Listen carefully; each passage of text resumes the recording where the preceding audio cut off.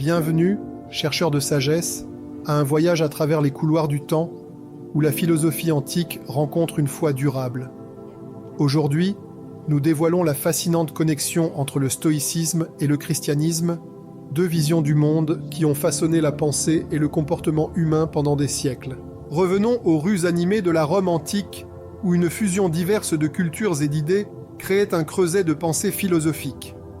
Parmi celles-ci, le stoïcisme a émergé comme une école de philosophie puissante, fondée par Zénon de Citium vers 300 avant Jésus-Christ.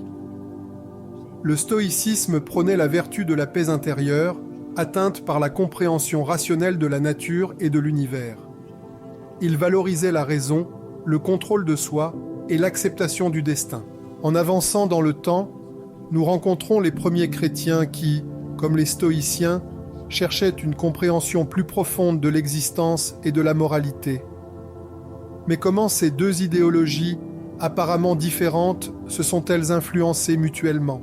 Considérons d'abord la croyance stoïcienne dans le logos, une raison divine ou un principe rationnel qui imprègne l'univers. Les stoïciens croyaient que vivre en harmonie avec le logos était essentiel pour mener une vie vertueuse. De même, dans l'Évangile selon Jean, nous trouvons le concept du logos comme thème central. Au commencement était le Verbe, et le Verbe était avec Dieu, et le Verbe était Dieu. Ici, le logos est identifié à Christ, la raison divine incarnée. Les stoïciens prônaient l'apatheia, ou la liberté des émotions destructrices, favorisant l'équanimité et la résilience face aux défis de la vie. Ils enseignaient que le vrai bonheur ne vient pas des possessions externes ou des circonstances, mais de la vertu intérieure et de la sagesse. Cela résonne avec l'idée chrétienne de trouver la paix et la joie à travers la foi et les enseignements de Jésus, qui soulignaient l'importance de la pureté intérieure plutôt que les apparences extérieures.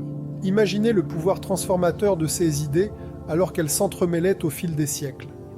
Les premiers penseurs chrétiens, comme saint Paul, connaissaient bien la philosophie stoïcienne. Dans ses lettres, Paul parlait souvent d'endurance, de patience et de maîtrise de soi, des vertus très prisées par les stoïciens. Il encourageait les croyants à être contents en toutes circonstances, faisant écho aux enseignements stoïciens sur l'acceptation du destin et la focalisation sur ce qui peut être contrôlé. De plus, la pratique stoïcienne de l'examen de conscience fait écho à la pratique chrétienne de la confession et de la réflexion.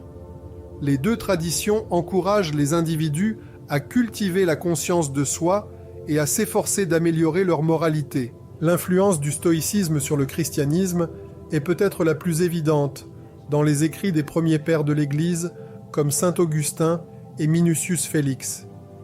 Ils reconnaissaient la sagesse des philosophes stoïciens et incorporèrent des éléments du stoïcisme dans leurs réflexions théologiques. Augustin, par exemple, admirait l'accent stoïcien sur la vertu et convenait que le véritable bonheur réside dans la quête de la sagesse et du divin. Cependant, bien que le stoïcisme et le christianisme partagent un terrain commun, ils divergent dans leurs objectifs ultimes. Le stoïcisme enseigne que la vertu suffit au bonheur, tandis que le christianisme pointe vers le salut et la vie éternelle à travers le Christ. Les stoïciens se concentraient sur la maîtrise de soi et la rationalité, tandis que les chrétiens mettaient l'accent sur la foi, l'espérance et l'amour comme les plus hautes vertus. Maintenant, chers spectateurs, je vous invite à réfléchir à l'héritage durable de ces philosophies profondes. Comment pourriez-vous intégrer les vertus stoïciennes de résilience et de rationalité dans votre propre parcours spirituel ? Pouvez-vous trouver l'harmonie entre la sérénité du stoïcisme et la foi du christianisme dans votre vie quotidienne ? Envisagez d'explorer les écrits de Marc Aurèle, Sénèque ou Épictète aux côtés des enseignements du Nouveau Testament. Imprégnez-vous de ces textes et découvrez comment la sagesse du passé peut éclairer votre chemin aujourd'hui. Participez à la conversation dans les commentaires ci-dessous.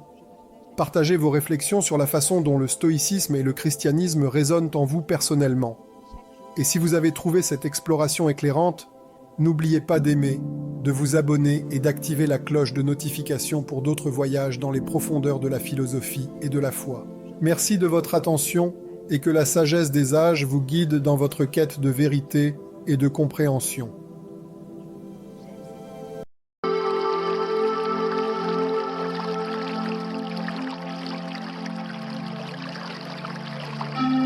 clarté mentale.